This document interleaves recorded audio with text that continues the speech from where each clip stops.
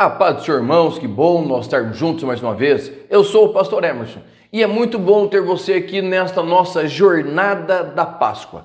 Nós já estamos aí há 3 dias, esse é o nosso 3º dia, e nós estamos falando sobre a Páscoa, Cristo e a igreja. Tá? E eu quero convidar você a continuar conosco. Hoje nós vamos falar sobre a cruz da Páscoa. Tá? A cruz da Páscoa. E o que nós precisamos assim entender? Que na nossa cultura evangélica brasileira, a cruz ela foi deixada de lado. Nós não temos assim a cruz como algo predominante. Por quê? Quando nossos primeiros pais protestantes chegaram no Brasil, já havia a disseminação da idolatria da cruz. A cruz era vista até certo ponto algo maior até que o Senhor. Então, os nossos pais, temendo que nós nos apegássemos demais à cruz e abandonássemos o Senhor, a cruz simbolizava também aquela determinada denominação, tá? Então os nossos pais, eles se afastaram da cruz, eles deixaram a cruz de lado. Mas o que nós precisamos compreender? A cruz, ela é o ponto central da Páscoa. E também a cruz, ela une 2 grandes histórias. A história de Israel, que vai ter o seu cume, o seu ponto máximo na cruz, que é o cumprimento de todas as palavras, profecias do Antigo Testamento a respeito do Messias, sua morte, né? E também ela dá início a um novo povo, que nós vamos chamar igreja após o dia de Pentecostes.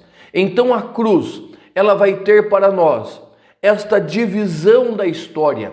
A cruz é o ponto central da Páscoa, mas também ela une a história de Israel e também é a história da igreja. Tá? Se você ainda não assistiu os nossos vídeos anteriores sobre a jornada da Páscoa, eu vou deixar aqui em cima o link do primeiro e do segundo vídeo, que você vai ter assim uma compreensão plena do que é a Páscoa para nós e qual é o objetivo, qual é a centralidade da Páscoa. Tá? Mas, olhando friamente, aonde está a cruz na nossa Páscoa? Certo? Aonde nós vamos encaixar, aonde a cruz se coloca? Se você for lá para Lucas, capítulo 22, versículos de 7 a 13, você vai ver que Jesus está com um desejo ardente de comer a Páscoa com seus judeus, de participar da ceia da Páscoa, na quinta-feira, participar da Páscoa. Então Jesus vai ordenar que os seus discípulos, eles encontrem um homem com um jarro e aonde eles chegarem, eles vão preparar a Páscoa. E esta Páscoa é a Páscoa segundo Israel, segundo a ordem que Deus deu a Moisés. A Páscoa dos pães asmos, a Páscoa das ervas amargas, a Páscoa do cordeiro, que é totalmente moído pelos pecados de Israel, que o seu sangue traz livramento ao povo. Então, existe ali todo um cerimonial da preparação da Páscoa. E o Senhor olha para os seus discípulos e diz assim: eu desejo ardentemente participar com vocês da Páscoa. Por quê? Porque a Páscoa, ela lembra do sofrimento de Israel no cativeiro, lembra das angústias, da dor, do cativeiro, da escravidão, e também lembra do que o Senhor fez tirando-os com mão poderosa daquele lugar. Mas também a Páscoa, ela vai remeter a Cristo, o Cordeiro que foi imolado. O sofrimento de Israel durou aproximadamente 400 anos, debaixo da chibata de seus algozes. O sofrimento de Cristo, 12 horas mais ou menos, será o período de sofrimento, mas será tão ardente quanto o fogo. Então, depois de celebrar a Páscoa com seus discípulos, o Senhor, ele toma o pão, certo? Algo que não fazia parte da tradição da Páscoa.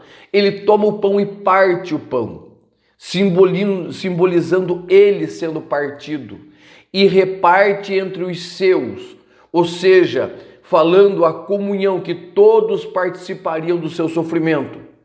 E na sequência, ele toma um cálice e ele bebe desse cálice e ele reparte com os seus discípulos, dizendo a eles: este é o cálice da nova aliança. E ele vai dizer assim: eu não vou mais participar desse cálice até que eu encontre vocês no reino do meu Pai. Ou seja, naquele momento o Senhor fala do seu sofrimento, o Senhor fala desta nova aliança no seu sangue, e ele dá a certeza aos seus que aqueles que participarem do seu sofrimento, participarem do seu cálice, encontrarão com ele e ceiarão com ele na casa de seu Pai.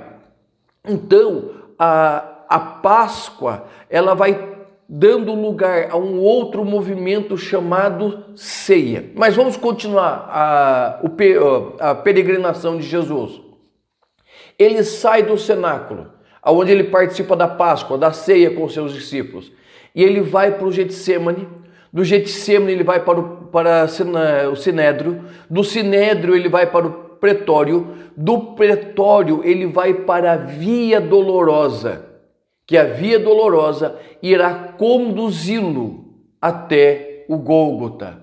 E lá no Gólgota, em cima do cume do monte chamado Caveira, vai ter 3 cruzes e ele estará no meio. Ou seja, no centro da Páscoa, no centro do Gólgota, se levantou uma cruz.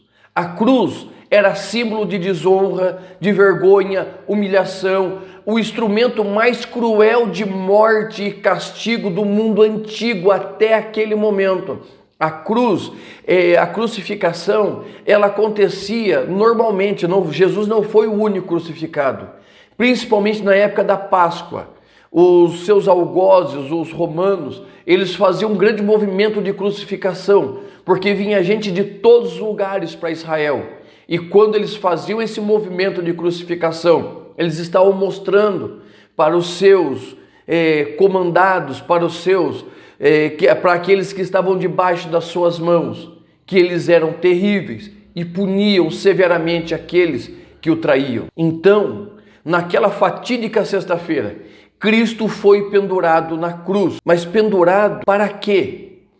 Para que a cruz venha fazer parte não somente daquela data da Páscoa, mas venha fazer parte da nossa vida. Nós precisamos compreender que nós precisamos olhar para a cruz e não somente ver um símbolo de idolatria que foi roubado de nós, o sentimento da cruz, mas ver na cruz o próprio Cristo. Ver na cruz não o objeto de vergonha, mas sim o objeto de desejo ao nosso coração. Eu não estou incentivando a você a andar com a cruz pendurada, não. Eu estou dizendo que o símbolo da cruz, o sentimento da cruz, ele precisa estar na nossa mente e também no nosso coração. O apóstolo Paulo, lá em Gálatas capítulo 2, versículo 20, ele vai dizer bem assim para mim e para você: já estou crucificado com Cristo, e vivo não mais eu, mas Cristo vive em mim. E a vida que agora vivo na carne, vivo-a pela fé do Filho de Deus, o qual me amou e se entregou por mim. Agora presta bem atenção, onde o apóstolo se coloca, onde Paulo se coloca, ele se põe na cruz, juntamente com Cristo. Ele diz: eu Paulo, eu estou crucificado com Cristo. E eu não vivo mais sem a cruz. Então veja bem, aquele símbolo de morte, de vergonha, aquele símbolo de ultraje, agora vai ter uma outra visão. Para o cristão ele é desejado. O cristão deseja estar na cruz. Ele deseja se colocar, é lugar de conforto, de segurança. Tá? O meu pastor, ele sempre fala do crucificado. E ele vai dizer que o crucificado não pode descer sozinho, o crucificado, ele não pode olhar para trás, ele não descansa, ele é motivo de zombaria neste mundo, mas o crucificado, ele pode olhar para cima. Ele pode olhar para onde está o Pai, aonde está a resposta, onde está o conforto, onde está o fortalecimento. Então a cruz, para mim, para você, não é mais lugar de vergonha, e sim lugar de vida, lugar de alegria, lugar que nós podemos sentir a graça e o cuidado do Senhor. Ao se colocar na cruz, Paulo assume a sua identificação com Cristo, com o Mestre, e declara a sua total dependência dele. E ele sabe que a sua vida só tem valor quando ela é vivida pela fé. E que fé? A fé é naquele que vive em um amor tão grande e tão profundo que deseja, escolhe subir no madeiro para se entregar. João vai dizer assim: ninguém tira de mim, antes eu a entrego espontaneamente. Ele falando da sua vida. Isso João 10:18. João 15:3 diz assim: ninguém tem maior amor que este, de dar a sua vida pelos seus amigos. Na cruz do Calvário encontramos conforto, vitória. Na cruz nós não vamos encontrar um homem derrotado. Nós não vamos encontrar um homem humilhado, um homem desesperado. Mas nós encontramos na cruz alguém que desejou estar lá, exatamente naquela posição, alguém que fez tudo para estar lá. Em João 18:36, Jesus vai dizer assim: o meu reino não é deste mundo. Se o meu reino fosse deste mundo, pelejariam os meus servos para que eu não fosse entregue aos judeus, mas agora o meu reino não é daqui. Quando nós falarmos da Páscoa, quando nós falarmos da cruz, nós não podemos falar nada desassociado, como se fossem situações diferentes. A cruz e a Páscoa são palavras irmãs, são palavras que devem ser pronunciadas e vividas juntas. Uma tirou a nação de Israel da escravidão do Egito, a outra tirou a mim e você da escravidão do mundo.